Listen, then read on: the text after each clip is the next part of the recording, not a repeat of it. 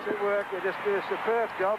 And the pressure of looking after the 10 customers, I'm just very thankful to those blokes. Larry Perkins and Russell Engel, the great race winners, the Tooheys 1000 for 1995. Thanks, fellas. Thanks. Well, that is just a phenomenal effort. Larry, could you ever have believed 6.5 hours ago you'd be taking the winner's checkered flag? I would say no, but look at the joyous expression on the face of Russell Engel, first time here, and in partnership with Larry Perkins has scored himself a win. Alan Jones, second place. Congratulations from the Peter Jackson team. But imagine how they feel. Larry Perkins, can you still hear us? Yeah, loud and clear. Larry, Mark Osler, would you ever have believed 6.5 hours ago you'd be taking the checkers flag? Well, up until we got lapped, I still thought we had a chance. When we got lapped, though, with that pace car business, I thought that we were buggered. Yeah, Russell did such a tremendous job, though. He hung in there, and that's really what sorted it out. Congratulations, mate. A superb effort. Thank you, Mr. Moffat. We've got young Jack and all of the people in your pit area at the moment on camera, Larry, and they're all in tears. Jack and Nicola, they're all crying. Yeah, I feel a bit that way myself. Well, you just let it hang on, mate. Well, you've had 5 great victories here at Mount Panorama, Larry, and this would rank equally with the others, I think. This is the best, mate. This is the best? Yeah. Come from behind, I'm absolutely wrapped. Yeah, well, it's never been done. Well, as now. Yeah, well... Well done. You wouldn't want to do it this way every day. Make sure you go into the right parking lot now. We don't want to go into the wrong car park. No, I got some good camps people with. Larry, fantastic effort. Thank you, fellas. Congratulations again, Larry. A brilliant win. Larry Perkins, great race winner in 1995, and as he said, you could not top that. It's the crowd watching. Well, they're all gathering here because they do not want to miss the presentation following this race today, October 1, 1995 at Mount Panorama. Happy as Larry. And you can say that in spades for Larry Perkins and Russell Engel, and they're gathering already. There will be absolute pandemonium down here. We've seen some great wins on Mount Panorama. This one takes the cake, last to first. Spare a thought just for a moment again for Glenn Seaton, who looked as though he had this race in his keeping with 14 laps remaining, and then engine expired in his Falcon, and Larry Perkins assumed the lead and has taken the victory. Larry Perkins, Russell Engel, car number 11, Castrol, Commodore, the victors in the great race for 95. Alan Jones, Alan Grice in the number 35, Peter Jackson, Falcon in second place. Wayne Gardner, Neil Crompton third for Coca-Cola in car number 7. Car number 2, the Winfield entry, their second team car of Anders Olofsson and Stephen Richards holding down 4th place when the checkered flag dropped. Percy and Brad Jones in 5th place. Charlie O'Brien, Stephen Johnson took out 6th. Tony Scott and John Cullen in 7th place in car 21. Glenn Seaton and David Parsons, what a disappointment on lap 152 to go out. Waldock McLaughlin, good effort those guys to survive all day to finish in 9th place. And Tony Longhurst and Wayne Park in 10th position. The top 10 finishes in the great race of 95, the presentation to come. Here we are, great scenes at Mount Panorama, Bathurst.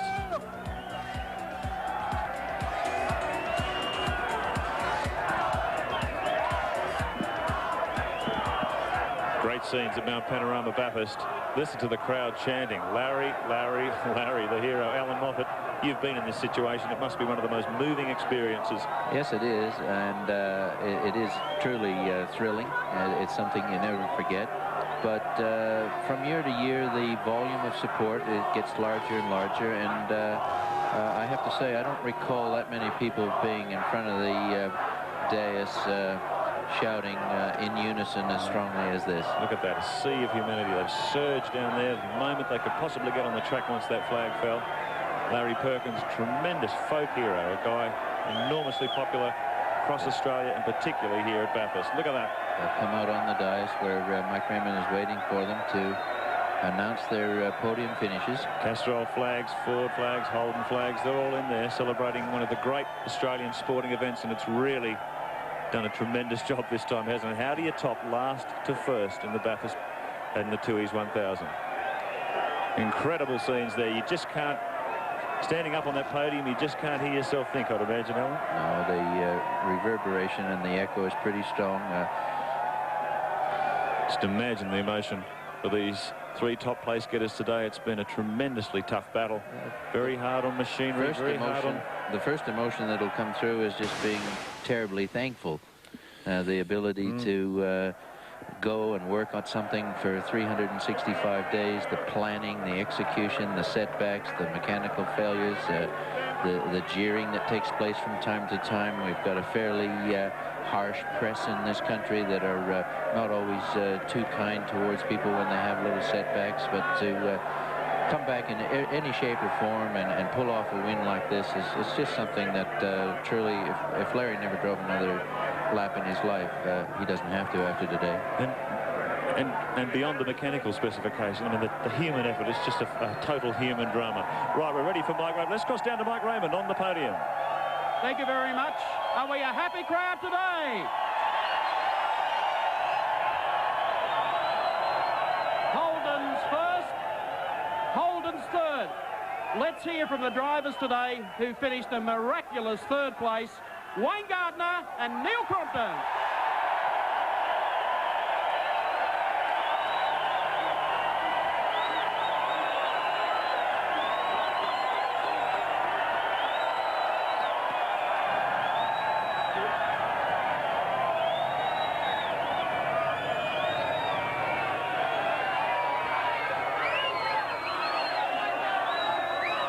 How does this feel? Does this make it all worthwhile after a couple of years of forming your own team and doing it as well as you can? Yeah. I loved every minute of it. I'm absolutely rooted, I'll tell you. But it was all well worth it. I did like Phillip Island on the bikes. I drove my balls off today. And I did everything what I could, and Crummy did a great job. The team did a splendid job. Thanks to all my supporters, particularly Coke and Holden, Dunlop, all the crew. They did a great job, and yeah, it does make it worthwhile. It's been a long time coming, and it's great. Thanks. On your Wayne. Neil, you were here before a few years ago. This is a much better reception. Yes, it is, as a matter of fact. I recall that. It's great to be here, Mike. Obviously, finishing's very important. I would like to thank everybody at the Wayne Gardner Coca-Cola Racing Team for giving me the opportunity to participate in such a great team. We've been overdue for some good results. I feel as though I've contributed a little to letting the side down today. I think I took a bit away from Wayne, but maybe next year. So thanks to Coke, thanks Holden, thank you Dunlop and Kenwood. Thank you. Neil Crompton, Wayne Gardner third in the great race. Second today for the Peter Jackson team, Alan Jones and Alan Grice.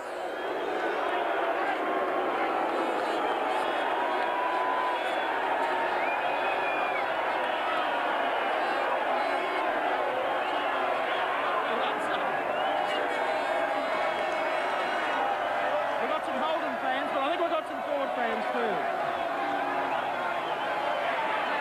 Nice to be up here. Thanks very much, Mike. Obviously, congratulations to Larry. He just drove a very tough race. I couldn't get near him. I'd like to thank Peter Jackson, obviously, Bridgestone, and the honourable member for Broadwater, Alan Grice. Alan, you played no small part in today's success. No, I was very happy, particularly with my last stint in the car, and I had what a great day to come second again at this stage of my career. I'd certainly like to thank Alan and Glenn Seaton for the ride, and Peter Jackson and Bridgestone. What a great job they all did. Thanks very much, Alan Grice and Alan Jones, second in the great race. I'd like to call on Jim O'Marty, the Managing Director of Toohey's. Jim, another fabulous sporting classic. Thanks, Mike. Well, congratulations first to the ARDC, to Bathurst Council, and also to Channel 7 on a great event. It's a great crowd here today. Only 2,000 off the all-time record. We had a great race here today. I think bad luck, everyone would say bad luck to Glenn Seaton, but after a disastrous start, well done to Larry Perkins and to Russell Engel. I'd like to call them out now to receive the prize. Thank you very much. Ladies and gentlemen, Larry Perkins and Russell Engel. How's that?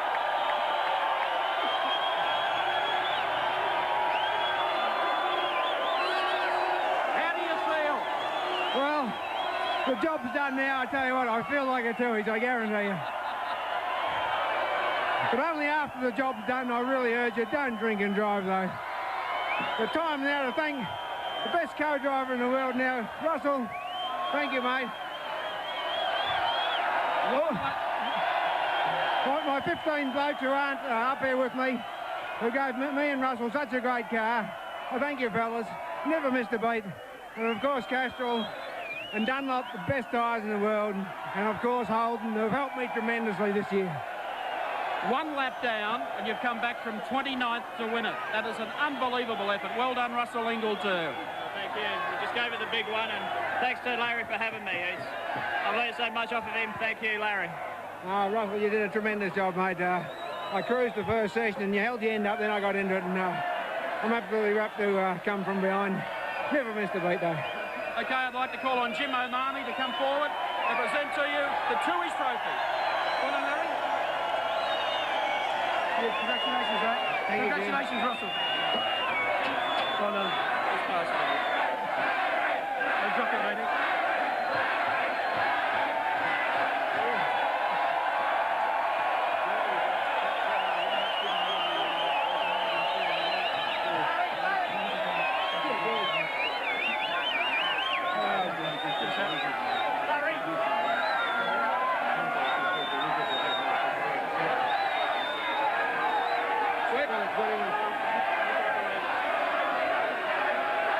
Crowd, you've urged us on the whole week. Been a tremendous crowd. You've really pushed us on. No, thank you very much. Terrific, Russell. Well done. I'm sorry you lost all that time in our race cam cross, and I don't think it's all that long before we bring out the champagne. Mate, I think I'm going to have a Tooheys or two tonight. There you go.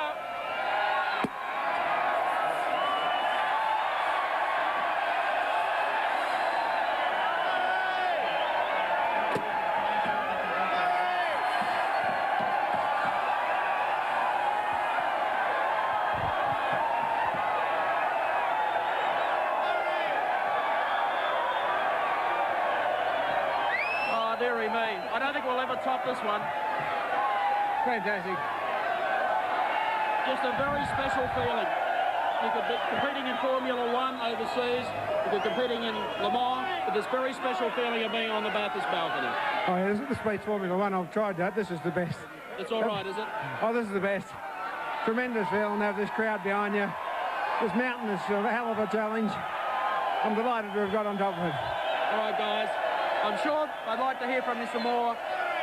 That's the scene here, Mount Panorama on the Tooheys balcony. Just confirming again, Wayne Gardner and Neil Crompton, third. Second going to the two Allens, Jones and Grice. And our winners, Larry Perkins and Russell Ingall. Back to the boys in the box. Thank you. Thank you, Mike Raymond. Goodness me, Alan Moffat. Well, there's a few politicians in Australia that would love to have a reception like that when they go out on a balcony. That's just absolutely superb. And Larry, the gentleman that he is and so modest, to thank the crowd and for the support they've given him all week, just tremendous. And this is what motor racing at its best can really be like. I just don't think I've ever seen a more moving ceremony than that. I've never seen that many people down there. No, they're honestly behind him. They're thrilled for his win. It was a fantastic achievement. You can't talk about lucking into anything. He fought his way back. He had every reason to be cheesed off and throw his hands up and say he could never get into a winning position, but he did fight back. Russell Ingall held up his end of the job superbly, and look at that finish. Naturally, it took some bad luck on behalf of Glenn Seaton for Larry to actually nail him. I don't believe had Glenn kept going that Larry could have caught him, but you have to finish to win. That's what preparation is all about. That's what you work so hard for. That's why you ask for so much money from so many people to help you do this job. It's not easy. If it was, everyone would be doing it.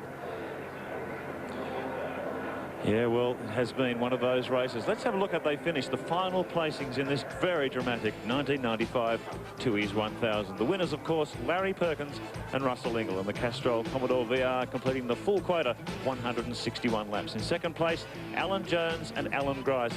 In the second, Peter Jackson, Falcon EF. Third place, and a great result for this Sydney team, Gardner and Neil Crompton, third position, their first podium as a team, and a great result for them too. Absolutely. Olafson and Richards, now that's a great result too. Look at that, Steve Richards, the rookie. He wanted to finish in the top 6. He's done it with Anders alongside him in the Winfield Racing Commodore. Bradley Jones, the 5-time Oscar champion, of course, with Win Percy, that fabulous 50-year-old, in 5th place. 6th, Scott and Cleland, they're the first of the privateers. John Cleland wanted to be first, and he's done it. What a great result. That's an excellent finish, your 6th spot. That's tremendous for a privateer. Charlie O'Brien and the young Stephen Johnson in 7th position, perhaps not as far up the field as they would have liked. In 8th, now that's another great effort. Waldock and McLaughlin, they soldiered on all day, had a few punches, had a few dramas, but they got there. 8th. Yes. In 9th position, Longhurst and Park. Well, I know Tony was very enthusiastic about the race. He was looking at a win, but not going to happen today. In 10th position, and look at that, the old Everlast Automotive Commodore VL. It just shows if you just keep grinding around, Alan, you can do very well in this race. You have to get there. You have to finish to get a good position. Well, Taylor and Bell just outside the top 10, but a good result either way. 146 laps completed in the Xerox Shop Commodore. Heffernan and Voight were in position 12 in the Price Attack Commodore VP, 2 laps further behind. Lamont and Golson and the AC Delco Commodore VP strolling on all day, 143. David Attard and Greg Crick, standout performers in the Shell Australian Touring Car Championship this year, and coming 14th there on 130 laps completed. Russell and Shaw in the Roadchill Union Steel Commodore VP, another great effort from those privateers, not a lot of money involved. 16th, Romano and Dunstan on 113.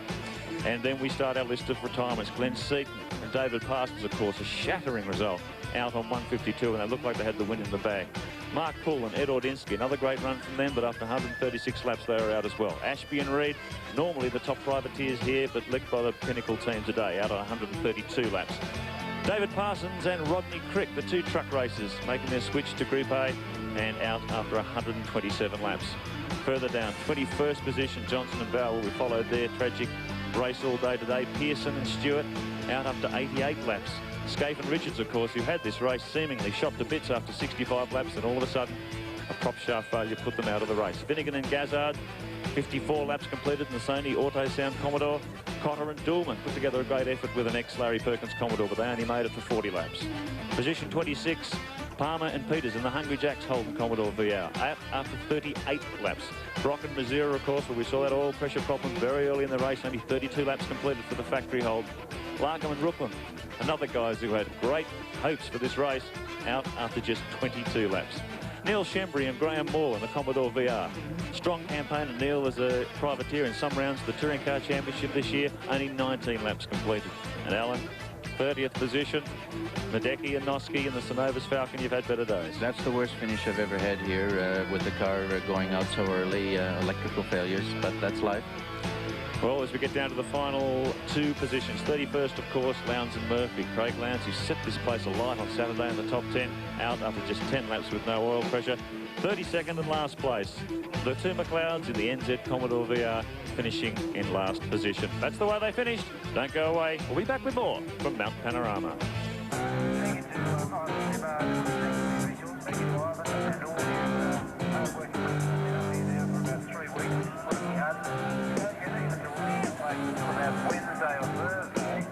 Yes, Mount Panorama Bathurst, the shadows lengthening as the sun goes down in the west, as they say, Alan Moffat, and the end of another great race. It has been one of those extraordinary events. I've never seen a Bathurst race like that in my lifetime. Well, I know Mount Everest is a heck of a lot higher, but this is one tough mountain to crack. And the fellows that have finished 1, 2, 3 here have done such credit to themselves and their teams and their supporters that it's just truly one of the most incredible finishes we've ever had here.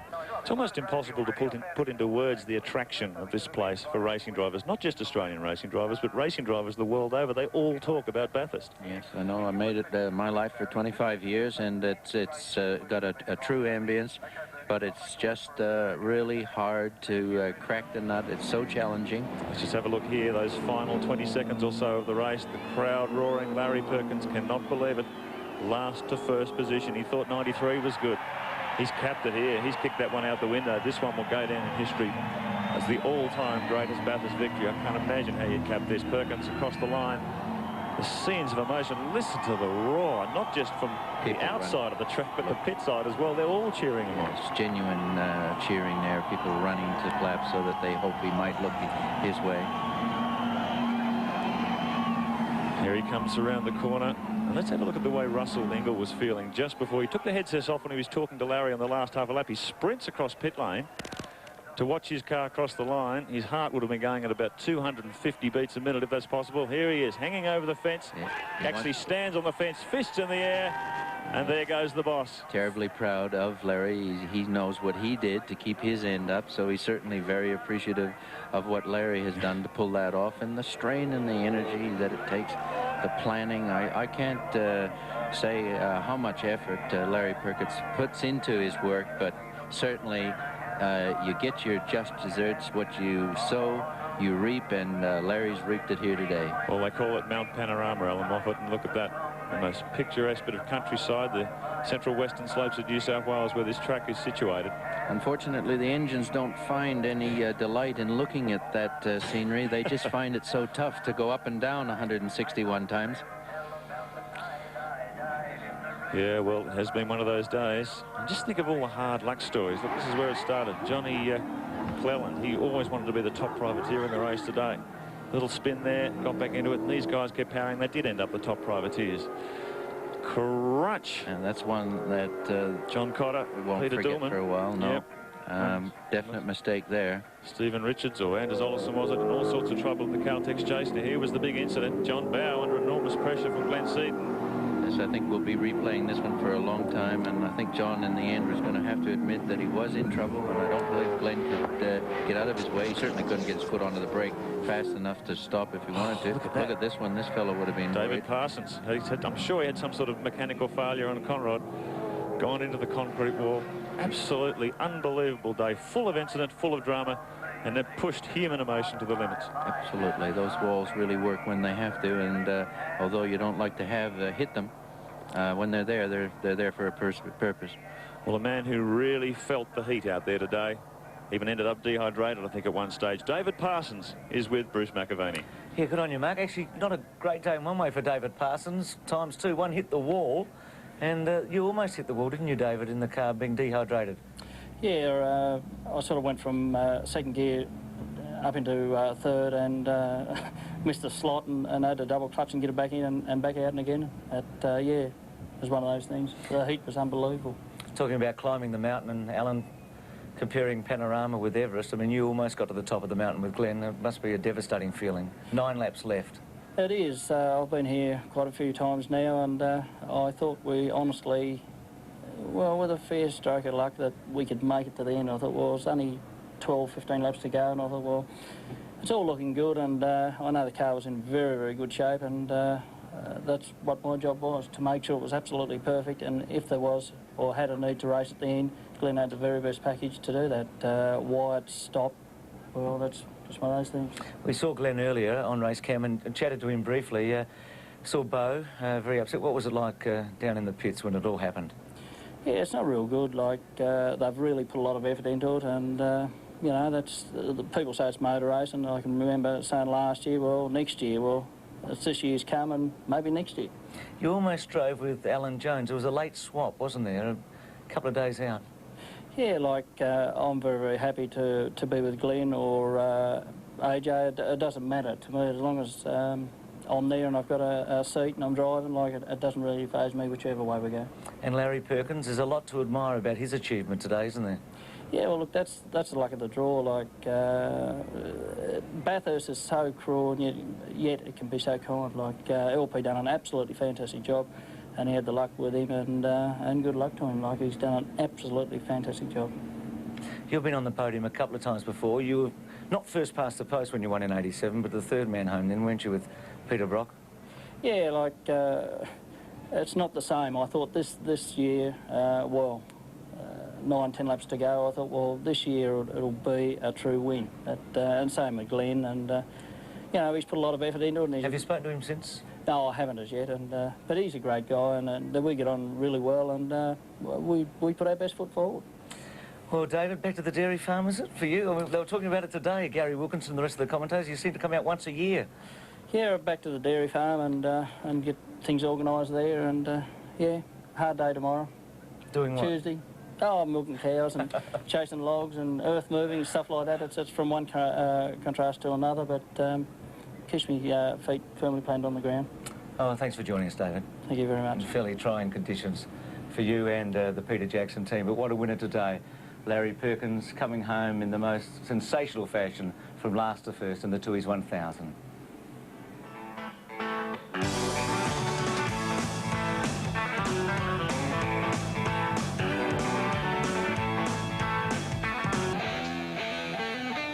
Gary Wilkinson joins me. I've done one podium in the past. You've done a few. I've never seen one like that today. I've never seen a crowd like that. I mean, they were just absolutely